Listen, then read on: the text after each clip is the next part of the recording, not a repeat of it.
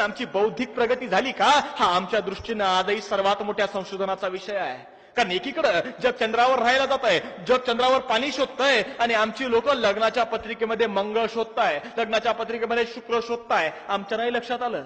आमची पोरं शिकतायत, मोठी होत आहे, राजकारणी होत आहे, समाजकारणी होत आहे, डॉक्टर होत आहे, इंजिनियर होत आहे, प्रोफेसर होत आहे, मोठमोठ्या गाड्या घेताय, मोठमोठे बंगले बांधताय, चारचाकी गाड्यांमधून फिरताय आणि त्या गाडीला नजर लागू नये म्हणून त्या गाडीला लिंबू आणि मिरची टांगताय. अरे मग आम्ही शिकलो काय हा सगळ्यात महत्वाचा विषय आहे. आम्ही शिकलो काय आमच्या नाही लक्षात आलं. कीर्ती धोंडा पाणी देव रोकडा सज्ज नाही असे म्हणणारे संत तुकोबाराय, त्या तुकोबारायांना अभंगात शोधण्याऐवजी आम्ही वैकुंठामध्ये जाऊन शोधतोय.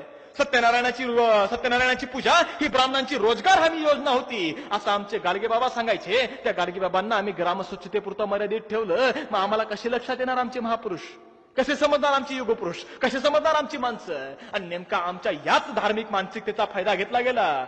पंढरपूरचा पांडुरंग जो आहे तो आमचं आम्हा सर्वांचं बहुजन समाजाचं आराध्य दैवत आहे.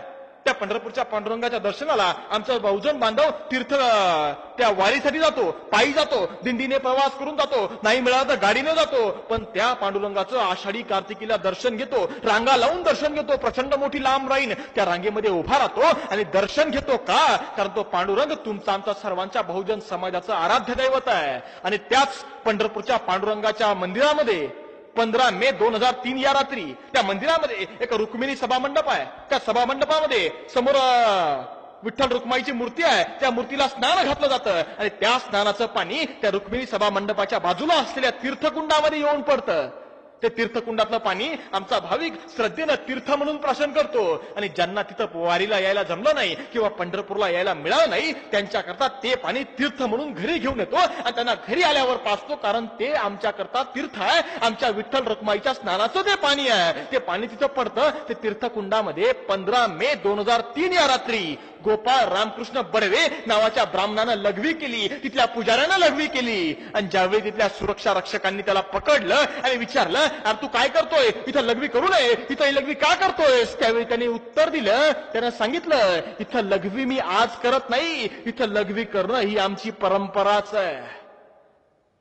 मग एवढे दिवस आम्ही बहुजन बांधव सगळे काय पीत होतो याचा विचार आम्ही एकदा केला पाहिजे. आणि हा विचार ज्यावेळी आम्ही करणार ना त्यावेळी आमच्या डोळ्यासमोर खरे बाबासाहेब येतील, त्यावेळी आमच्या डोळ्यासमोर खरे राजर्षी छत्रपती शाहू महाराज चमकतील, त्यावेळी आमच्या डोळ्यासमोर खरे महात्मा ज्योतिराव फुले येतील, कबीर येतील, आमचे महापुरुष बळीराजा येईल. आणि तेव्हा आमच्या लक्षात येईल आमच्यावर अन्याय किती झालाय, अत्याचार किती झालाय. आणि ज्यावेळी आम्ही अन्याय अत्याचाराविरुद्ध पेटून उभं राहू ना त्यावेळी आमचा खरा इतिहास जागरूक होणार आहे, खरा इतिहास समोर येणार आहे. आणि मग खऱ्या अर्थाने म्हणू शकतो की आम्ही फुले शाहू आंबेडकरांचे सच्चे वारसदार आहे, सच्चे वारसदार. पण हे आम्हाला नाही समजलं. आणि मग मी या महामानवांना कधीतरी सांगतो की हे महामानवांनो तुमचे विचार, तुमचे आचार आम्ही सारं काही विसरलो. हे महामानवांनो तुमचे विचार, तुमचे आचार हे आम्ही सारं काही विसरलो. तुम्ही आम्हाला उंचीवर नेलं, आम्ही तिथून घसरलो. तुमची कित्येक लेकरं आज विस्थापितासारखं जीवन जगतायत, तुमची कित्येक लेकरं आज विस्थापितासारखं जीवन जगतायत आणि तुमचा बाजार मांडणारे प्रस्थापितासारखे वागतायत. हे महामानवांनो कोणासाठी डोळ्यात अश्रू साठवताय? हे महामानवांनो कोणासाठी डोळ्यात अश्रू साठवताय? जयंती आली किंवा विटंबना झाली तेवढ्या पुरतेच तुम्ही आम्हाला आठवताय, तेवढ्या पुरतेच तुम्ही आम्हाला आठवताय. जय जिजाऊ, जय शिवराय.